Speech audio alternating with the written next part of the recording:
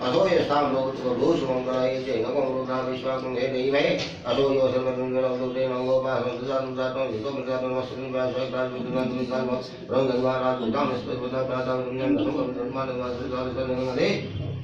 यादे तो समस्तवाद प्रधान प्रस्ताव निवेदन नादु विदुदातं करुणादानं विनाशमना भगवान नमस्ते आदानं नमस्ते आदानं देव मागामृत अरवता मानव सम्मानव सीता मानव धर्मना प्रियासन विदा मानव सदाय मानव कुमार सूर्यदिखा मानव वीरं मानवजितो ददतो अवावेन कोरण भावेशनां संतपते नमस्ते करके देवो नमः पते नमः विजयनाम नमः शाविदानां तमे नमः सर्वे देवतां पते नमः रुदाजतानां पते नमः रुतायावतानां विदाजुदानां पते नमः वंददेवाजुदीनां पते नमः मंत्रमांजाय तजानां पते उदे गुरुजागर मुदे गंधानां प्रजागे दावते शतवानां समानाने अदिनेया व्याधिनी नाम गंगे गुरुनाथानां पते गुरुजानां गंगे सुरानां पते गामनां पते नमः रुदानां पते नमः रुदानां ओये रुदानां पते नमः रुदानां पुण्य पते रुदानां